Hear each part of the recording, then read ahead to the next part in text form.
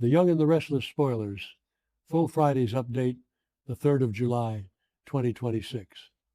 Welcome back to our channel, besties. Today's a spectacularly chaotic Tuesday in the soap world, and we are absolutely living for the drama unfolding right in front of our eyes. Grab your iced coffees and strap in, because we have so much to unpack today, and I am practically vibrating with excitement. Let's dive right into the madness. You guys, I am deceased. Stop what you are doing right now. I am literally shaking. Wait, we need to talk about this now because my brain is actually short-circuiting and I cannot even process the sheer audacity of what we just witnessed on our screens. I am literally filming this while I'm running errands, walking through the grocery store aisles looking like an absolute lunatic because I just had to jump on here and vent. People are staring at me, but I do not care because the tea in Genoa City today is the most insane, world-ending, unhinged garbage fire I have ever seen, and we are invested. Like, I am personally offended by half of these characters and totally living for the other half. Send help. My soul has actually left my body. Besties, be for real right now. How are we supposed to just go about our daily lives when all of this is happening? Wait, backtrack for a second. I missed a step. Okay, let's start with Diane Jenkins Abbott because I am genuinely hyperventilating over her storyline. I was mid-skincare routine, literally smearing a charcoal mask all over my face, and I had to yeet my phone across the room because Diane is officially in her survival era. We all know she has been trapped in that creepy, barred room by that absolute menace doctor. Lawrence Markham, who, by the way, we are all basically convinced is Martin Lawrence, with a new face, which is honestly so unhinged. But Diane is not just sitting there playing the victim anymore. No, ma'am. The spoilers just revealed that Diane is straight up starting to execute her escape plan. I am screaming. This is the cinematic mayhem we've been waiting for. She is trapped in this psychological masterpiece of a nightmare with those creepy books by Dr. Alan Laurent staring her down, and she is plotting. We already saw her grab that letter opener, and you just know she is calculating her next move. Diane has faked her own death before. She has manipulated half the town. She is a survivor. So Dr. Markham better sleep with one eye open because Diane is about to go full feral, and I am totally here for it. Manifesting a total dumpster fire for Markham by the next update. Let's go back and really dissect the Diane situation with absolute cinematic mayhem, because we cannot just gloss over this. Diane, waking up in that strange, unfamiliar living room with the barred windows, is straight out of a horror movie. Imagine the sheer panic. She tries the doorknob locked.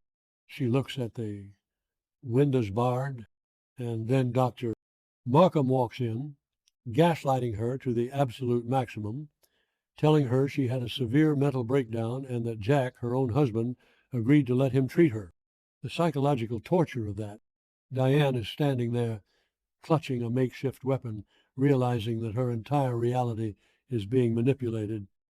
And the fact that she is now starting to formulate an escape plan, it shows why Diane Jenkins Abbott is a legacy character. She is not a damsel in distress. She is a mastermind. I am literally shaking just thinking about how she is going to outsmart Markham. If she uses that letter opener, I will cheer at my television. I am manifesting a full-blown action sequence where Diane breaks out and exposes this entire fraud. Oh, hold on. I should have mentioned this earlier, but Jack Abbott, my jaw is on the floor. Jack is officially done playing games with Patty Williams. Let's just pause and talk about the absolute mess that is Patty. She is officially on my do not perceive list. I am so done with her. She has been running this sick, twisted blackmail scheme, showing Jack that staged photo of Diane in a padded cell and demanding that he sleep with her to get Diane's location. Bestie, be for real right now. The sheer delusion of Patty thinking she can recreate the magic of their yacht hookup while holding his wife hostage, it's giving major I cannot even energy. But Jack is finally snapping out of his panic, and he is setting a trap for Patty. Yes, Jack, I am calling it. The villain arc is about to go nuclear. Jack is going to use her obsession against her. He knows she is deeply unstable and desperately wants his affection, so he is going to lure her in, make her think she is winning, and then drop the hammer. I am physically vibrating from the stakes here. If Patty realizes she is being played, she could have Markham do something terrible to Diane. The tension is astronomical. And speaking of fraud, let's talk about Patty Williams and this trap Jack is setting. We have to remember the history here, besties. Patty is not just some random stalker. She is deeply embedded in the trauma of Genoa City. This is the woman who poisoned Summer Newman. This is the woman who got plastic surgery to look like Emily Peterson. Her grip on reality is non-existent. For her to waltz into Jack's life, show him a picture of his wife unconscious in a padded cell, and demand physical intimacy, it is the darkest, most twisted form of extortion. Jack's disgust is palpable, but Jack Abbott is a shark in a suit. He has battled Victor Newman for decades. He is not going to let Patty Williams defeat him. This trap he is setting, it has to be flawless. He is going to have to play the part of the seduced, desperate husband, all while coordinating with Tracy, who, by the way, is an absolute queen for confronting Patty in the park earlier. Tracy is the moral compass, but even she is ready to play dirty to save Diane.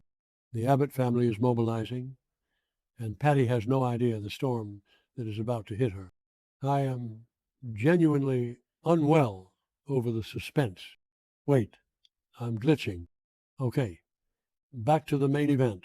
Let's pivot to the GCAC, because I am genuinely unwell over Billy Abbott and Sally Spectra. I am clutching my chest because this specific dynamic is personally attacking my soul. So Sally and Billy are at the GCAC, and Sally pulls out this little bag of baby clothes. You guys, the emotional damage I sustained in this moment. She is showing him these tiny clothes, and she looks at him with those big eyes and tells him he is going to be a great father because he already is one. And Billy immediately spirals. He straight up says that being a father is probably the only thing he hasn't ruined yet. I wanted to scream into a pillow. Billy's self-loathing is literally his entire personality at this point. He is so traumatized by his past, by losing Delia, by his endless cycle of messing up, that he cannot even accept a moment of pure joy. It is a messy, unfiltered, emotional train wreck, and I am sobbing. And don't even get me started on the vibes of this conversation, because it gets so much worse. Billy admits that his bad mood is coming from Jill. Jill Abbott, the queen of toxic parenting, strikes again. Billy is so bitter because he feels like if Jill had a literal crown, she would have placed it straight on Kane Ashby's head. Did I say that yet? My brain is mush. Moving on. But seriously, Billy is deeply wounded that his mother constantly chooses everyone else over him, even though she is currently funding Abbott Communications. And then the bomb drops. Billy confesses to Sally that he knew that Jill was the one funding them. And he knew that Jill was the secret backer for Spectra Charles. Sally is absolutely stunned. She is looking at him like, are you kidding me right now? She tells him he could have pulled the plug on her entire company. She is genuinely terrified because Billy almost ruined everything they built just by keeping this massive secret. But wait, I need to veer off into a completely random tangent for a second. Did anyone else notice the lighting in the GCAC during this scene? It was giving this weird, moody, sepia-toned aesthetic that made everything feel so heavy and dramatic. Like even the ice clinking in their water glasses sounded ominous. I was so distracted by this one extra in the background who kept looking at him like they were crazy, but honestly, if I was sitting next to Billy Abbott while he trauma dumped about his mother, I'd be staring too. Okay, snapping back to the tea. So Billy apologizes to Sally, looking like a kicked puppy, and admits that Jill is actually really happy that they are getting married and having a baby, which honestly is a miracle because Jill usually hates everyone Billy dates. But just as they are having this intense make or break emotional moment, Billy's phone rings. And who is it? Kane Ashby. Kane is calling to ask if Billy and Sally can meet him and Lily Winters at Crimson Lights. I am literally screaming at my screen, "Do not go, Billy! It is a trap." But of course they go. So now we are at Crimson Lights, and the tension is so thick you could cut it with a chainsaw.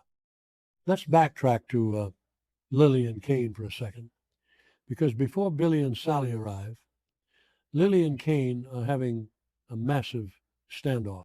Lily is straight up reminding Kane that he literally just got the CEO title at Chancellor. He just blackmailed her using Malcolm's bone marrow to get that spot, which is honestly so unhinged I still haven't recovered. And now Kane wants to hire Billy. Lily is looking at him like he has three heads. She is like, "I have been through this with Billy, round after round, disaster after disaster. Tell me how he is any different now." Lily is speaking the absolute truth. She knows that Billy is a walking liability. She literally says, if you give Billy an inch, he will just keep taking until he gets what he really wants. Lily is the only person in Genoa City with a functioning brain right now. But Kane, in all his smug, opportunistic glory, refuses to back down. He tells Lily that he needs to do this. He claims it is a peace offering, a nice gesture for Jill to help mend their fractured relationship. Basically, Kane knows Jill loves Billy. And since Kane just stole the Chancellor crown, he wants to throw Jill a bone by employing her favorite disaster child. It is purely strategic, and Lily knows it. But finally, Lily caves. She gives in and decides to let Kane hire Billy. I am literally hyperventilating right now because this is going to be a disaster of epic proportions. Let's talk about Sally for a second, because she deserves her own dedicated freakout. Sally Spectra has been through the absolute ringer. She lost her baby, Ava, which completely broke her. She has fought tooth and nail to build Spectra Charles from the ground up. And now she is sitting in the GCAC, holding baby clothes, trying to build a future with a man who is actively hiding massive corporate secrets from her. When Billy confesses that he knew about Jill's secret funding, you can literally see the panic in Sally's eyes. She says, "You almost ruined everything we have." And she is right. Sally is a survivor, just like Diane. But her survival mechanism is control. She needs to know she's in charge of her destiny. Billy keeping that secret stripped her of her control. It is a miracle she didn't just walk out right then and there. But she loves him, and she wants this family to work. She is choosing to forgive him, but you just know that trust is fractured. I am genuinely terrified for her, because Billy is a walking red flag, and Sally is trying to paint it green. Bestie, be for real right now. You need to protect your peace. And finally, can we just appreciate the absolute chaotic energy of that Crimson Lights meetup. Imagine walking into your local coffee shop to get a latte, and you see Kane Ashby looking like a smug billionaire villain, Lily Winters looking like she wants to murder someone, Billy Abbott looking like a confused, traumatized puppy, and Sally Spectra just trying to hold it all together. The vibes are completely rancid, and I am eating up every single second of it. Kane offering the head of R&D job is such a calculated, manipulative move. He wants Billy in the building so he can control him and so he can play the benevolent leader for Jill. It's sickeningly brilliant. And Billy, standing there in his confusion, is about to step right into the spider's web. I am calling it right now. This R&D position is going to lead to corporate espionage, broken hearts, and probably someone getting thrown through a glass window, manifesting it. So Billy and Sally walk into Crimson Lights, completely oblivious to the corporate warfare that just went down. Kane looks Billy dead in the eye and offers him the position of head of research and development at Chancellor. Billy's reaction is priceless. He is totally thrown off. He looks at Kane and says, "Why me? I have no idea what is going on here. And I appreciate the offer, and that is where we are left hanging. I am genuinely unwell." Billy is standing there holding all his emotional baggage, his pregnant fiancée next to him, and he is being handed a golden ticket by the guy who just stole his family's legacy company. Vesties, I am calling it right now. This is going to end in tears, fire, and probably a lawsuit. Manifesting a total dumpster fire by the next update. Billy is going to take that job. He is going to try to prove himself, and his self-sabotaging instincts are going to kick in and destroy everything. And Sally? Poor Sally is just trying to survive this chaotic family dynamic. I am so deep in the lore right now that my grip on reality is slipping. This situation is now my entire personality, and I am not okay. I need to go scream into a pillow and rewatch this entire episode because the cinematic drama is just a 10 out of 10. Stay tuned, because the minute we get more tea, I am coming right back here to spill it all.